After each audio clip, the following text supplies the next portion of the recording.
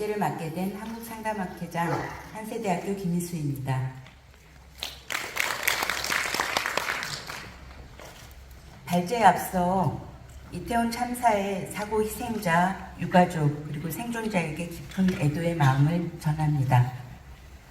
그리고 심리상담 관련 법안을 발의해 주신 전복민 의원, 최종윤 의원, 그리고 심상정 의원님과 그다음에 오늘 축사를 해주신 성일종 의원, 그다음에 주호영 원내대표님, 강은미 의원님께도 진심으로 감사를 드립니다. 이제 발제를 시작하겠습니다. 저희가 3명이 7분씩밖에 시간이 없어서 자료집을 보시면서 저는 요약된 내용을 말씀을 드리고자 합니다. 21년 1월 관계부처 합동으로 발표한 제2차 정신건강복지계획안은 온 국민 마음건강 종합대책이라는 제목으로 발표되었습니다. 그 내용에서 밝힌 바에 따른 우리 정신건강의 현황은 다음 3가지 정도의 문제점으로 요약이 됩니다. 2019년 국내 정신질환자 수는 약 316만 명으로 최근 5년간 약 22% 증가하고 있고, 이로 인한 사회적 비용이 크게 증가하고 있습니다. 그럼에도 두 번째, 한국의 정신건강 분야 전문 인력은 인구 10만 명당 16.2명으로 이것은 OECD 평균 97.1명에 비하면 6분의 1 수준에 그칩니다. 또한 세 번째, 정신의료기관보다는 국민들은 민간 심리 상담 기관을 훨씬 더 가기를 원한다는 측면이 있습니다. 이 통계는 저희 지금 여러분들이 보시는 자료에 보면 몇 쪽이냐면요. 21쪽에 22년 저희 한국상담학회가 한국경제리서치에 통계 분석을 의뢰한 자료에서도 마찬가지 통계 결과가 나오는데요. 민간 심리상담 기관을 국민들은 좀 더 용이하게 접근을 원합니다. 특히 국가가 인정하는 그러한 민간 상담소를, 심리상담소를 찾아가는 것을 국민들은 조금 더 편하게 여기는 것을 볼 수 있습니다.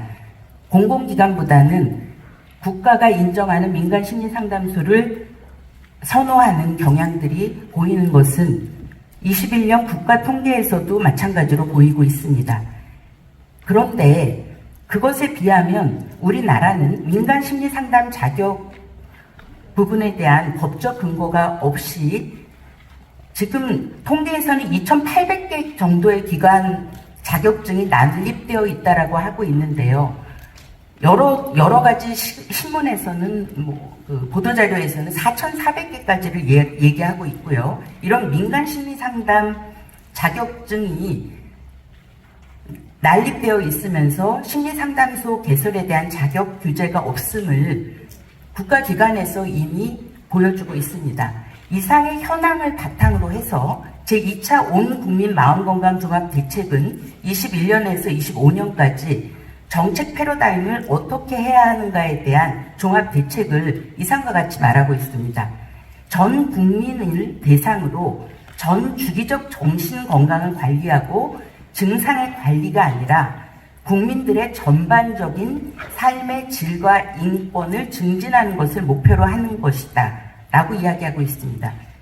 따라서 제2차 정신건강복지 기본계획 추진의 주요 과제는 결국 비의료 영역 안에서 전 국민의 마음 건강을 다루는 서비스의 주체와 유형을 명료화하고 기존에 확립되어 있는 의료 영역과의 긴밀한 연결성을 확보하는 데 이 제2차 온 국민 마음건강 종합대책의 성패가 달려있다라고 볼 수 있습니다.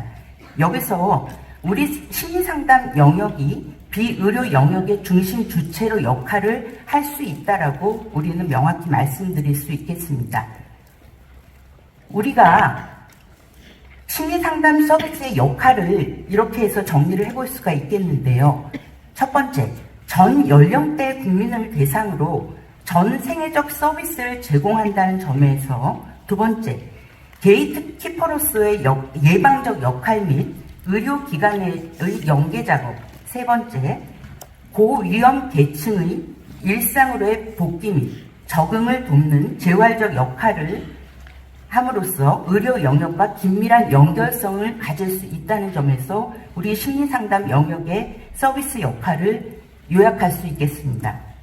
다시 첫 번째, 전 연령대 국민을 대상으로 전 생애적 서비스를 제공하는 우리의 역할은 기왕의 우리의 심리상담은 학교 밖 청소년이나 미취업 실업 청년, 감정 노동자, 취약계층, 이주민, 선원, 탈북민 등의 제도의 사각지대 밖에 있는 특수 계층을 이미 서비스의 대상으로 우리는 서비스를 지원해 왔습니다.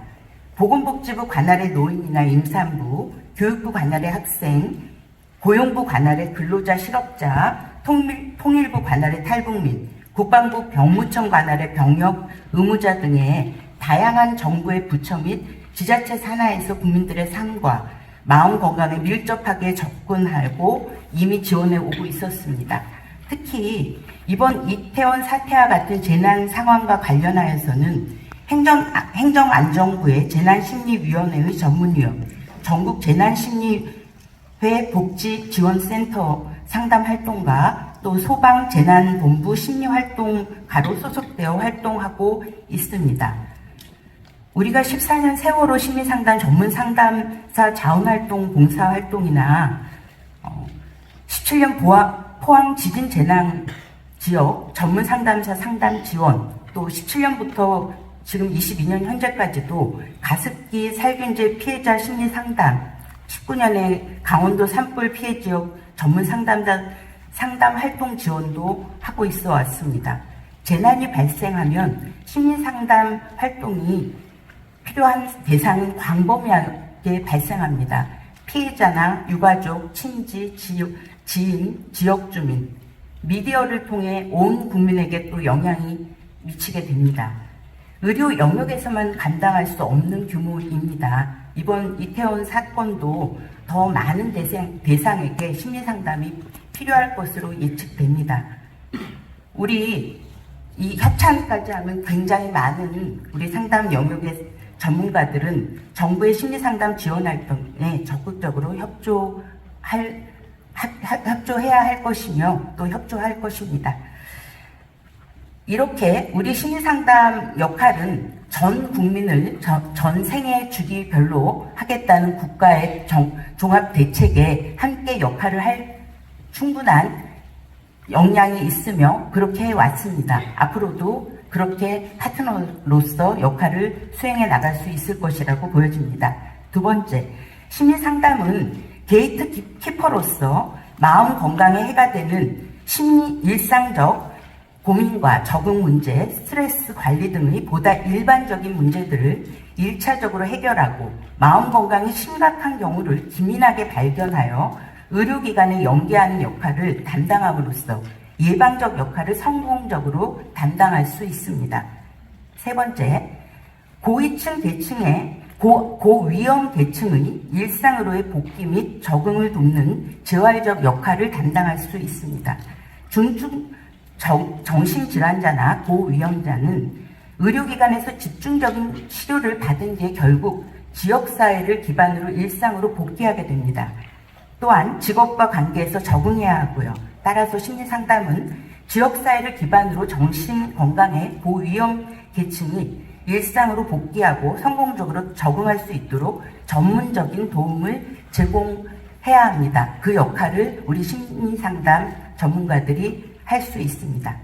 그동안 한국의 심리상담은 다양한 분야에서 활성화되었고 관계부처 발표에서도 언급한 대로 심리상담 수요가 증가하고 있습니다.